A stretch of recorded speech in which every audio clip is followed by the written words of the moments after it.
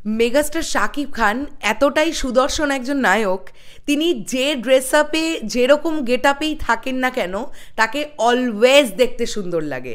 King is king, এটাই ultimate. নমস্কার বন্ধুরা, আমি পৌশালী চলে এলাম আরও একটা নতুন ভিডিও নিয়ে। আশা করছি তোমরা সবাই খুব ভালো আছো। আমি গতকাল সারাদিন কোনো ভিডিও দিতে পারিনি, আজকে থেকে আবার ভিডিও দেওয়ার চেষ্টা করছি। গতকাল সোশ্যাল মিডিয়া হ্যান্ডেলে একটি ছবি নিমেষের মধ্যে ভাইরাল হয়ে যায়। যখন কোনো একটা ছবি শাকিব ভাইয়া নিজে পোস্ট করেন তখন সেই ছবিটা নিমেষেই ভাইরাল হবে, এটাই খুব স্বাভাবিক। যখন কোনো শাকিব ভাইয়ার কোনো ছবি শাকিব ভাইয়া ছাড়া অন্য কেউ পোস্ট করেন তখনই সেই ছবি ভাইরাল হয়ে যায়। তাহলে নায়ক যখন নিজের ছবি পোস্ট করবেন সেটা ভাইরাল হবে, এটা খুব স্বাভাবিক। গতকাল একটি ছবি আমরা দেখতে পেয়েছি যেখানে আমরা দেখতে পাচ্ছি ব্রুকলিন ব্রিজ, নিউ ইয়র্কের। সেই ব্রুকলিন ব্রিজে দাঁড়িয়ে শাকিব ভাইয়ার একটি ছবি, যেটা শাকিব ভাইয়া ইনস্টাগ্রামে পোস্ট করেন এবং সেখানে পরিষ্কারভাবে লেখা ব্রুকলিন নিউ ইয়র্ক। এবং তোমরা সবাই জানতে পারবে, গুগল করলেই জানতে পারবে, ব্রুকলিন ব্রিজ একটি ঐতিহাসিক ব্রিজ যেটা ম্যানহাটনের পাশেই প্রায় অবস্থিত আমরা বলতে পারি। এবং বিভিন্ন শহরের সঙ্গে, এই বিভিন্ন জায়গার সঙ্গে এই ব্রিজটা কিন্তু যোগাযোগ স্থাপন করায়। এটা মোস্ট ইম্পর্ট্যান্ট একটা ব্রিজ। এবং আমার খুব ভালো লেগেছে, গতকাল আমি রাত্রিবেলা দেখলাম ফারজানা সেই ব্রিজটায় গিয়ে একটি ছবি তুলে পোস্ট করেছে। সকালবেলা শাকিব ভাইয়ার যে লোকেশনটাতে দাঁড়িয়ে ছবি তুলেছিলেন, ফারজানা সেই লোকেশনটাতেই দাঁড়িয়ে রাত্রিবেলা গিয়ে ছবি তুলেছে। ওটা খুব সুইট বিষয় লেগেছে আমার কাছে। তো যেটা নিয়ে কথা বলছি, যে শাকিব ভাইয়াকে অপূর্ব দেখতে লাগছিল। একজন নায়ক, স্বাভাবিক, প্রত্যেকটি মানুষেরই যত দিন এগোয় তত বয়স বাড়ে, এটাই নিয়ম। এই নিয়মকে আমরা খণ্ডাতে পারবো না। কিন্তু আমি দেখতে পাচ্ছি শাকিব ভাইয়া যত দিন এগোচ্ছে তত ইয়াং হয়ে যাচ্ছেন। তাকে যেভাবে প্রেজেন্ট করা হচ্ছে রাজকুমার ছবিতে, সেটা একটা দারুণ ব্যাপার লাগবে। এবং আমি আবারও বলছি, রাজকুমার ছবিটা যে এজের ছেলেটিকে নিয়ে তৈরি, যে বয়সী একটি ছেলের গল্প, সেই রকমভাবেই তো শাকিব ভাইয়াকে প্রেজেন্ট করতে হবে।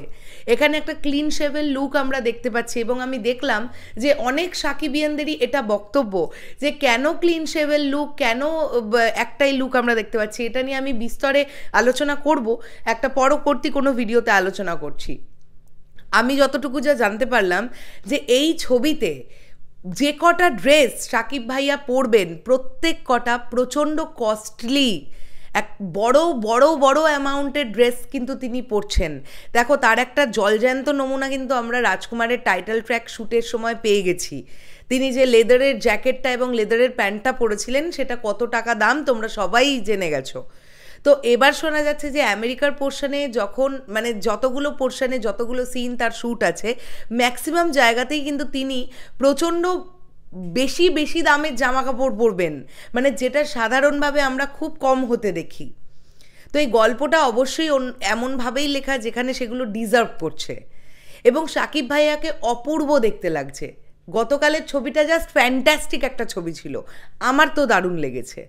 একটা ছবি আমরা হলে গিয়ে দেখব, কেন সেই ছবিটাতে শাকিব ভাইয়ার ক্লিন শেভেল লুক দেওয়া হয়েছে, কি আসলে গল্পটা, সেগুলো সব আমাদের দেখতে হবে। তারপরে আমাদের এই ডিসিশনে আসতে হবে যে শাকিব খানকে ভালো লাগছে কি লাগছে না। আমার কাছে খুব ভালো লাগছে। যাদের কাছে মনে হচ্ছে যে, আমি বেশ কিছু শাকিবিয়ানদেরও দেখলাম যে যারা ক্লিন শেভে শাকিব ভাইয়াকে দেখতে একদম পছন্দ করছো না, আমি বলবো যে গল্প তো ডিসাইড করবে নায়কের লুক কেমন হবে। আজকে আমরা দরদ সিনেমাতে দেখেছি শাকিব ভাইয়ার একটা উস্কো খুস্কো হালকা দাড়ির লুক, তুফানে আমরা একদম অন্যরকম লুক দেখতে পাবো। রাজকুমারে এইরকম লুকটা ডিজার্ভ করছিল। এখন হিমেল আশরাফ ভাইয়া বলেছেন যে এর থেকে বেশি লুক থাকবে, তার জন্য আমাদের ওয়েট করি আমরা একটু, এটাই আমার মনে হয়। তো শাকিব ভাইয়াকে জাস্ট দুরন্ত দেখতে লাগছে। তোমাদের কি বক্তব্য পুরো বিষয়টাকে নিয়ে কমেন্ট করে জানিও। আসছি আবার খুব শিগগিরই, তাহলে এখনের জন্যে টাটা।